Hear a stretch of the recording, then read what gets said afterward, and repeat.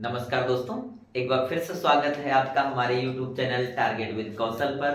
दोस्तों, आजकल हम पढ़ रहे हैं हिंदी में अनेक शब्दों के लिए एक शब्द। इस श्रृंखला को आगे बढ़ा रहे हैं। आज के इस वीडियो में एक बार फिर से मेरे साथ जुड़ जाइए। हम लोग पढ़ते हैं कि अनेक शब्दों के लिए एक शब्द कैसे बनते हैं। हमने यहाँ कुछ वाक्य लिख रखे हैं, उनमें उन वाक्यों का एक शब्द क्या होता है ये हम जानेंगे आज। चलिए, जैसे मैंने लिखा है कि दोपहर के बाद का समय, तो दोपहर के बाद के समय को अपराह्न कहा जाता है। दोपहर के बाद के समय को क्या कहते हैं? अपराह्न कहते हैं। वैसे ही जो मापा ना जा सके, जिसकी माप ना की जा सके, वो अपरिमेय होता है। एक बार फिर से समझिए, जिसे मापा ना जा सके वो क्या है? वो अपरिमेय है। वैसे ही जिसके बिना कार्य ना चल सके, जिसके बिना कार्य ना चल सके वो अपरिहार्य है। जिसके बिना कार्य ना चल सके उसे हम क्या कहते हैं? अपरिहार्य कहते हैं। और जिस पर अभियोग लगाया जाता है उसे हम अभियुक्त कहते हैं। जिस पर अभियोग लगता है उसे हम अभियुक्त कहते हैं। और किसी वस्तु को प्राप्त करने की तीव्र इच्छा, किसी वस्तु को प्राप्त करने की तीव्र इच्छा क्या कहलाती है? अभिप्सा कहलाती है। क्या कहलाती है?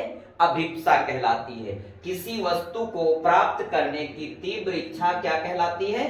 अभिप्सा कहलाती है। वैसे ही फेंक कर चलाया जाने वाला जो हथियार होता है, वो हथियार जिसे फेंक कर चलाया जाता है उसे हम अस्त्र कहते हैं।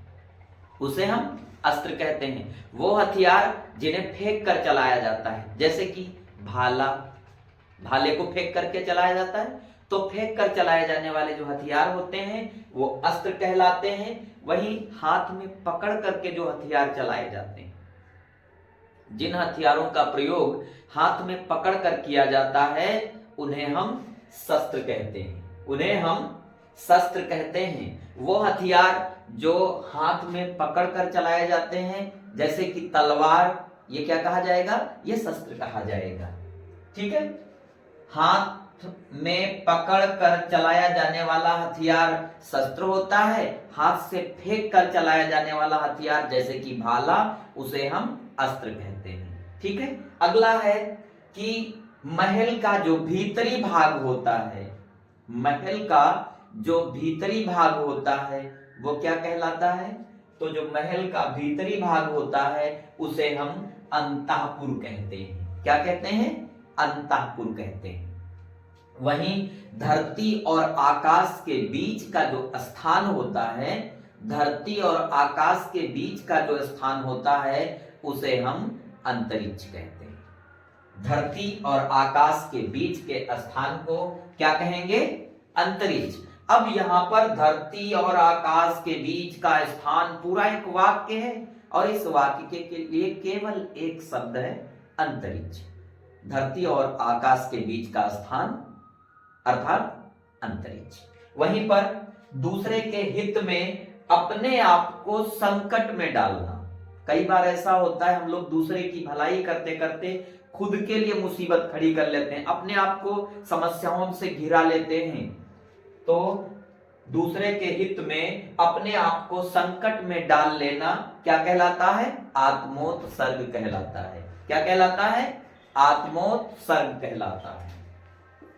दूसरे के लिए, दूसरे के हित के लिए या दूसरे के हित में अपने आप को संकट में डाल लेना, उसके लिए एक वाक्य है आत्मोत्सर्ग। वहीं आदि से अंत तक, आदि से अंत तक, आदि का अर्थ है प्रारंभ और अंत का अर्थ है समाप्ति। तो आदि से अंत तक, इसके लिए एक शब्द है आद्योपांत। क्या कहते हैं इसको? हम आद्योपांत कहते हैं। आदि से अंत तक के लिए एक शब्द है आद्योपांत। वहीं वह कवि जो तत्क्षण कविता करने में सक्षम है, या वो कवि जो तत्क्षण कविता कर सके अर्थात तुरंत ही कविता बना सके, ऐसा कवि जो तुरंत कविता बनाता हो, ऐसे कवि के लिए एक शब्द है आशु कवि। ऐसे कवि को क्या कहते हैं? आशु कवि कहते हैं। और पर्वत के पास की जो भूमि होती है वो उपत्यका कही जाती है। क्या कही जाती है? उपत्यका। चलिए आप लोग बताइए कि प्रातः काल का जो समय होता है उसे क्या कहते हैं? आप लोग कमेंट बॉक्स में बताइए, प्रातः काल का समय क्या कहलाता है? प्रातः काल का समय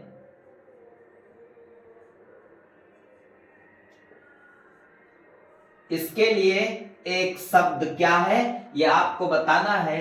कमेंट सेक्शन में जाइए